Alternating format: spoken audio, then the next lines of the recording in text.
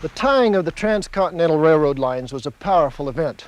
The weather was a little nicer that day than it is today, but I can't help wondering if even the most perceptive of the Utahns present had any idea at the time how greatly the Iron Horse was to change their way of life.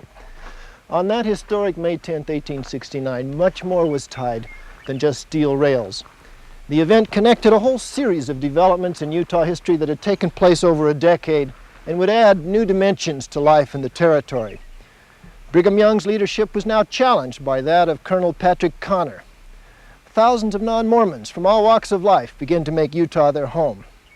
The tying of the rails was a great event for the nation.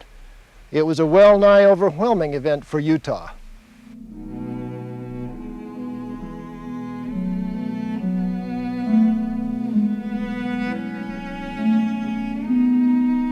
Utah's development before the railroad was unique among the Rocky Mountain states.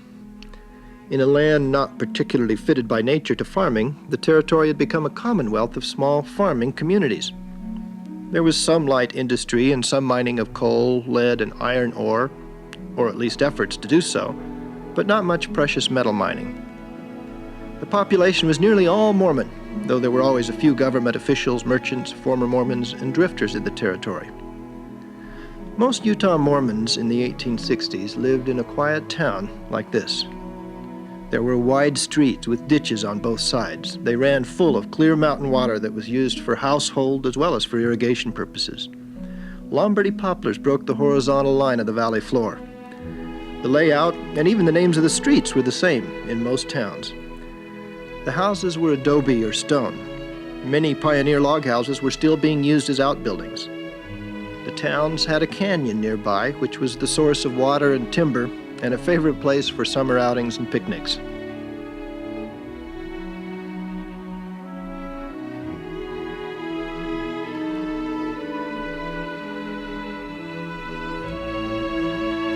This building, the Mormon Meeting House, was the physical center of the town. It was the center of the town's social life as well, serving as a schoolhouse, a dance hall, a theater, and a public forum, as well as a church. If you'd been born in a town like this shortly after settlement, you might have reached the age of 15 without ever speaking to a non-Mormon, or Gentile as they were called. This man, Brother Brigham, was the principal architect of the world you lived in. There was another Utah growing in the 1860s, however, and the architect of that Utah had very different aims. It was this man, Colonel Patrick Edward Connor, commander of the 3rd California Volunteers, a U.S. military company sent to Utah in 1862 to keep a watch on the overland mail routes during the Civil War. Connor founded Camp Douglas on a large tract of land on the East Bench overlooking Salt Lake City. The Mormons at the time weren't at all sure the troops hadn't been sent to keep a watch on them. Though Camp Douglas had a smaller staff than its predecessor, Camp Floyd, it was nonetheless more irritating to the Mormon population.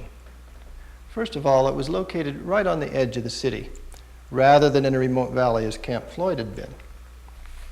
More importantly, its men published the Union Vedette, a newspaper whose avowed purpose was to educate the Mormon people to American ways.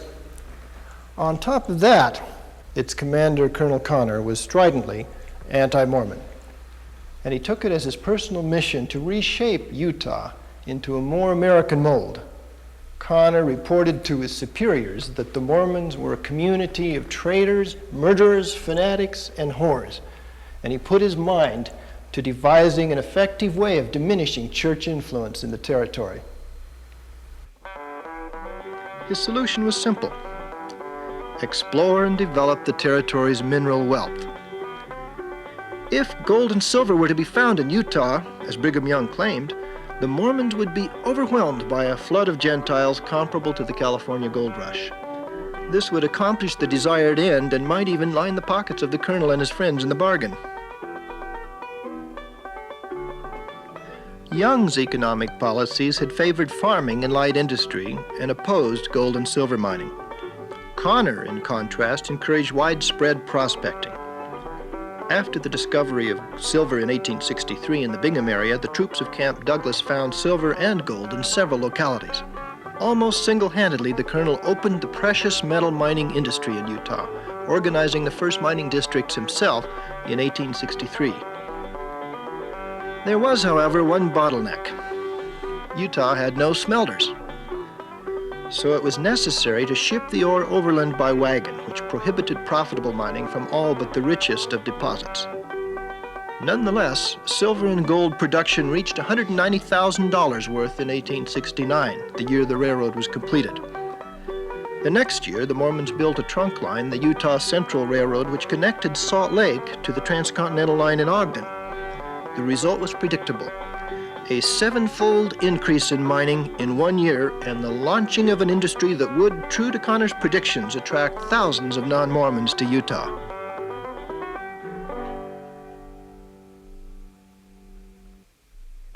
The first mining areas opened were in canyons on either side of the Salt Lake Valley, including Bingham Canyon, Little and Big Cottonwood Canyons, and Parley's Canyon.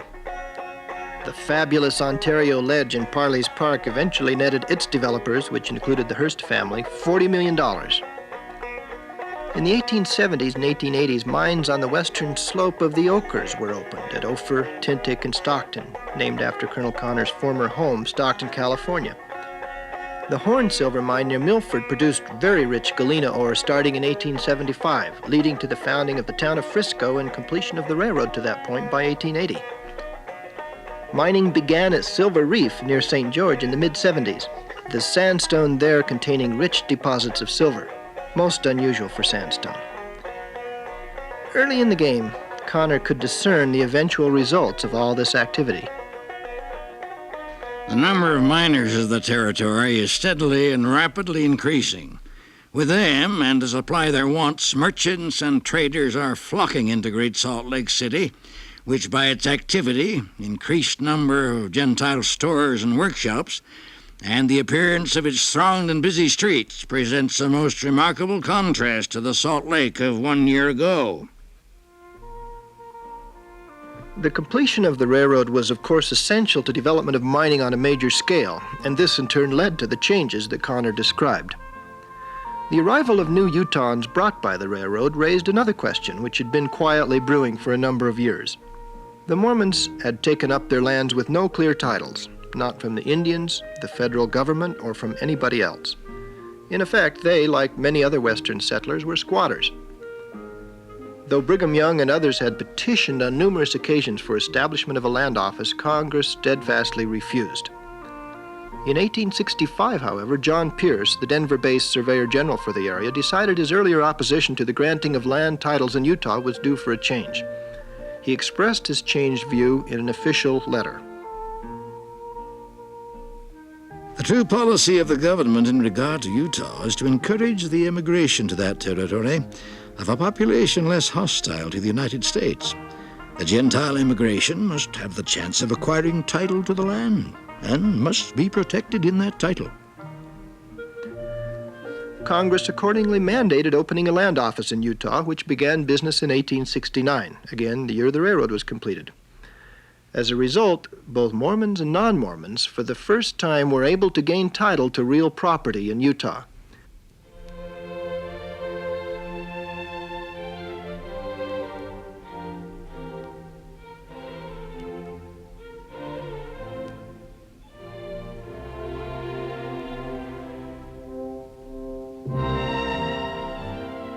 With the discovery of silver and gold, numerous boom towns grew up in the mining districts. These were worlds apart from the farm towns of the Mormons, if not in distance, at least in the lifestyle that was afforded their citizens, and even in physical appearance. The Mormon towns were laid out in even, symmetrical patterns.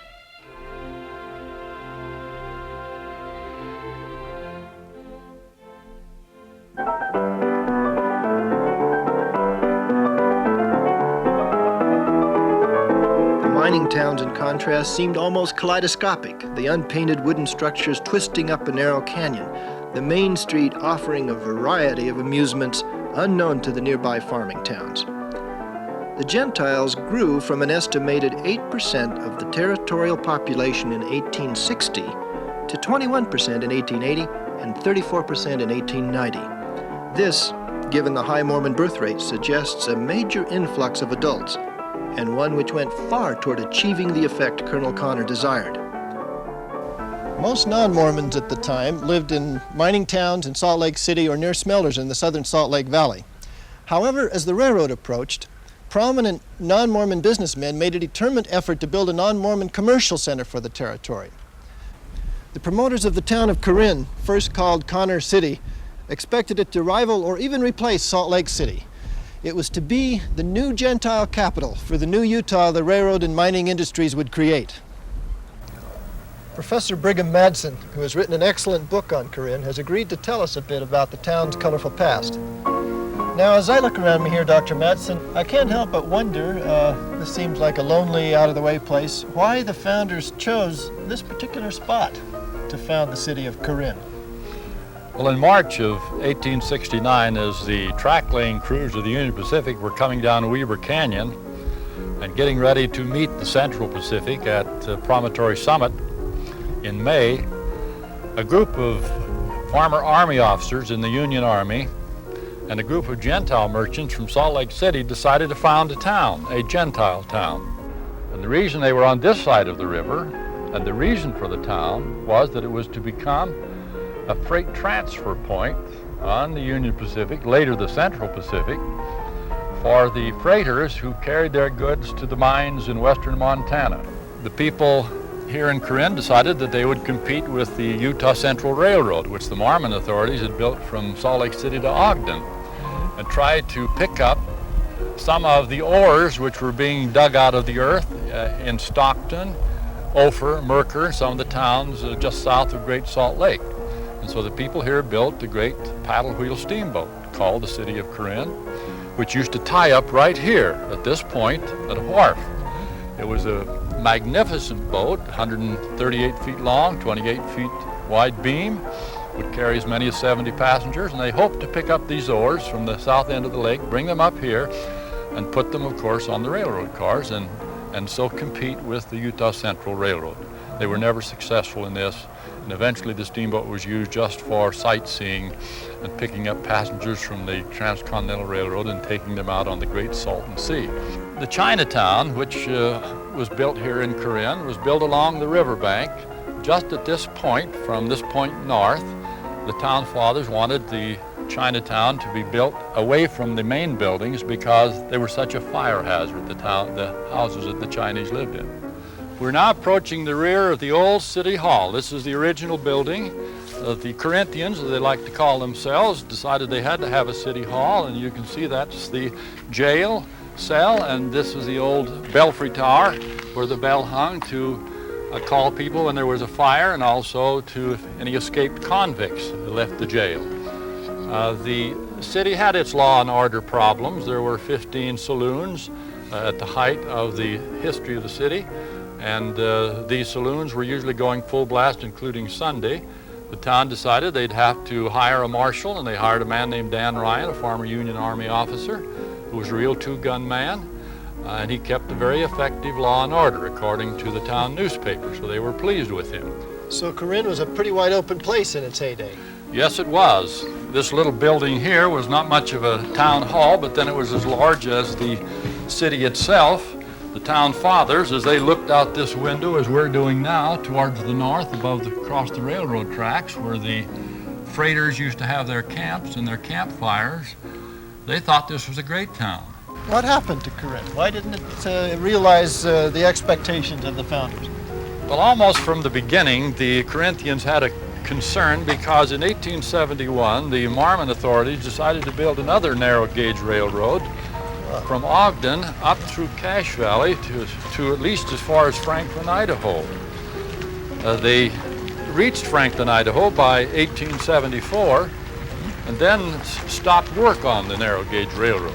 But as you know, in 1873 there was a great financial panic in the United States, and the financial resources dried up and they were unable to get the money to complete the railroad.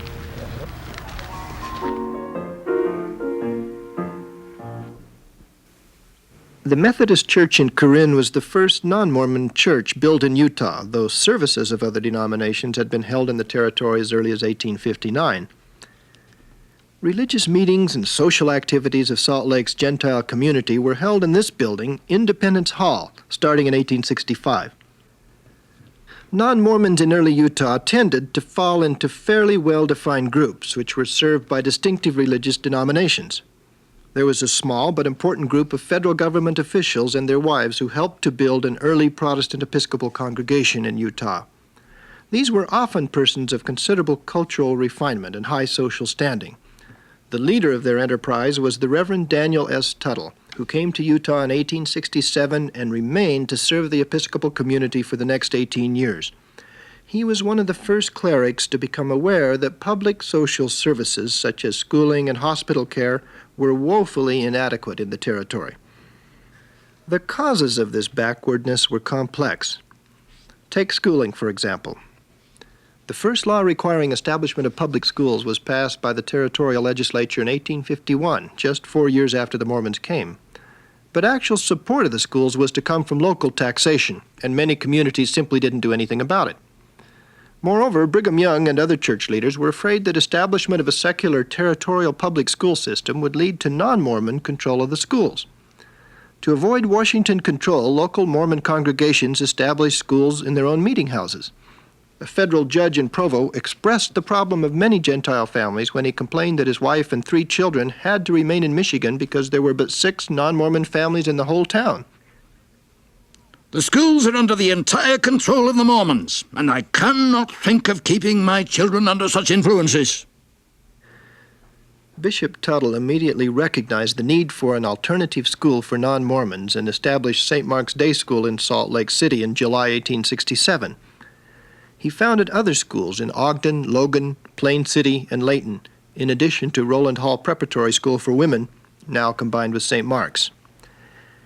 In health care as well, the Mormons tended to provide for their own needs within their own system and to be unaware of the fact that the needs of non-Mormons in the territory weren't being met. Again, Bishop Tuttle recognized a need, founding St. Mark's, the first hospital, in 1872 in a small adobe building.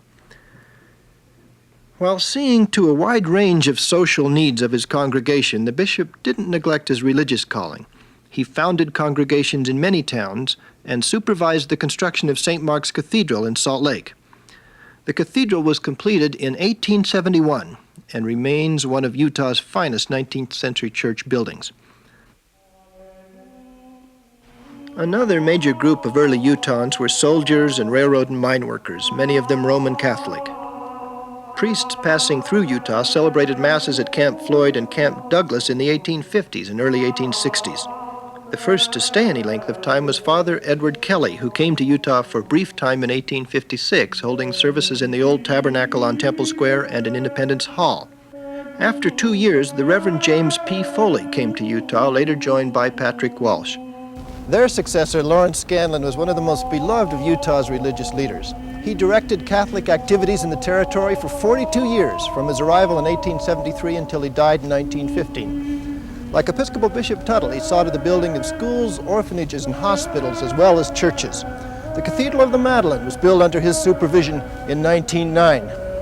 Since most of his communicants were in scattered mining or railroad towns, he spent much of his time on the road, riding or walking to Ophir, Stockton, and even down to Silver Reef to hold services for his widely scattered flock.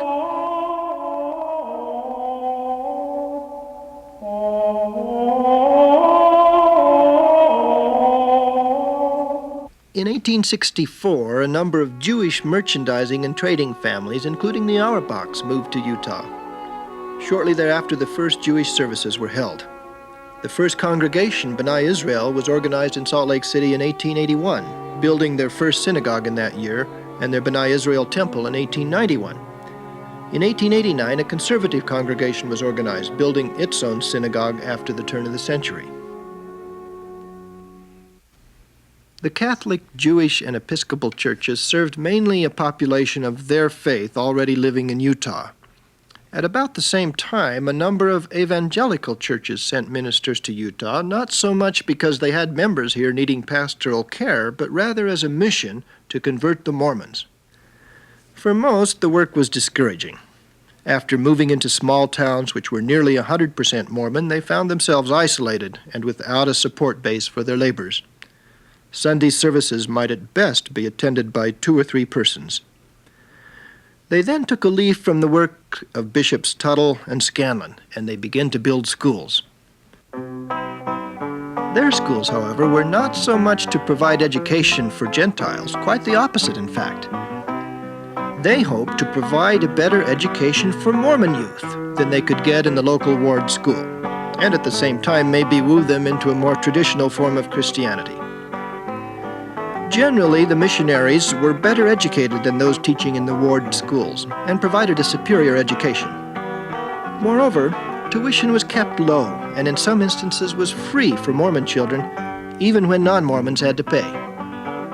The result was a vigorous educational program of considerable dimensions. By the 1890s, however, several forces led to the decline of the church schools in Utah. Mormon leaders had concluded by that time that the public schools were preferable for Mormon youth than the Protestant schools. In 1890, the territorial school system began to provide free tax-supported education throughout the territory. Shortly thereafter, the Depression, which followed the Panic of 1893, dried up contributions from Protestant congregations in the East, and the mission boards began to have doubts about continuing their Utah missions. A Methodist committee reported that if 200 real Mormons have been changed into real evangelical Christians, we have been unable to discover them. Mission and school activity gradually declined until there were only a few survivors. Wasatch Academy in Mount Pleasant, Westminster College, Judge Memorial High School, and Roland Hall St. Mark's School in Salt Lake City continued into the 20th century, maintaining a tradition of excellence to the present time. All told, the investment had been enormous, and I would judge with generally positive effect. Mormon youth who in some cases had never spoken to a Gentile were given the opportunity to broaden their learning and their experience. The quality of education in the territory was improved, and numerous social services such as hospitals and orphanages founded. Moreover, the Mormons, who had tended to handle such needs within their church system, began themselves to open hospitals, schools, and colleges, increasing the extent and variety of such institutions available to all Utahns. As one might expect, the Utah problem of separation of church and state was most evident in the field of politics. Until the coming of the railroad, elected officials in Utah were nearly always men who were prominent church leaders as well, and were often chosen from a single slate of candidates which had been approved by the church hierarchy. This was consistent with the Mormon idea of leadership and authority. The best and most inspired men they felt had been chosen for church leadership. Why not have such men take care of other affairs as well? One meeting of the territorial legislature was proud to have gone through an entire session without a single dissenting vote. The Mormons didn't stop to consider that some might not share their confidence in the political and economic wisdom of the church leadership. In time, however, as the non-Mormon minority grew, this effective disfranchisement of the Gentiles became a greater problem. A group of prominent Mormon dissidents led by William S. Godbey foresaw that the railroad would set in motion forces which demanded an end to one-party rule in the territory. In February 1870, these Godbeyites, as they were called, met in Corinne with Colonel Connor and other leading non-Mormons to found the Liberal Party. The Mormons responded by giving their political system a name, the People's Party. The Mormon Tribune, which had been founded by the Godbeyites, became the Salt Lake Tribune, a stridently anti-Mormon paper. The paper supported year after year a slate of Liberal Party candidates who, year after year, were doomed to defeat because of the overwhelming Mormon majority. Brigham Young had welcomed the railroad. He had no doubts that it would bring great changes to the territory, some of which he welcomed, others he wished to avoid. He couldn't have been happy, for example, over the fact that Salt Lake City, which had just 3 saloons in 1869, 5 years later in 1874 had 38. But on the other hand, the enormous efforts he expended in helping the Mormon immigration to Utah were almost at an end, and Utah products could henceforth be marketed in California and the East at much less cost. As early as 1853, he had maintained that he never expected that this community would be composed entirely of Latter-day Saints. He nonetheless was concerned about the size of Gentile influx the railroad and mining industries would bring. He likewise feared that the railroad would destroy Utah's independence by integrating the economy too greatly into national patterns. Part of his effort to counter this was the cooperative movement, which led to the founding of many local industries and of the giant retailing network now known as ZCMI, Zion's Cooperative Mercantile Institution. Still not satisfied that the saints were as united in temporal and spiritual affairs as they should be, in 1874 he began the United Order of Enoch. Under church planning and direction, producers' cooperatives were founded in various forms in more than 200 Mormon towns and villages. In some, such as Orderville, people ate at a common table, wore common homemade clothing, and shared the work and the rewards of their cooperative labors equally. Other groups, such as Salt Lake City's 19th Ward, simply founded a cooperative factory, continuing to live and work pretty much as they had been accustomed to. Several of the United Orders were financial and spiritual successes for a considerable period of time, but most failed within the year. The movement did not insulate the Mormon Commonwealth from that of the nation as Young had hoped, for the larger economic forces at work were inexorable. It did have important long-term consequences among the Mormons, implanting a notion that a heavenly economic order would be one where, under God's direction, cooperation would replace competition, simplicity, ostentatiousness, stewardship, private acquisitiveness, and sharing, selfishness. In 1877, the final year of his life, the Mormon leader had cause, no doubt, to contemplate the important changes the railroad had brought to his great basin kingdom. There were by this time Protestant churches in many Mormon towns. Mormon children were attending schools in these buildings in considerable numbers. There were visible signs of a cosmopolitan urban life in Salt Lake City and Ogden, with all the opportunities and vices that urban life affords. Wide-open mining towns now dotted the landscape, dramatically different from the quiet farming communities Young had founded. For a time, Brigham Young's Utah and that of Colonel Connor would coexist, touching occasionally but keeping for the most part a discreet distance. Eventually, they would begin to coalesce, complementing and enriching each other and giving rise to the Utah we know.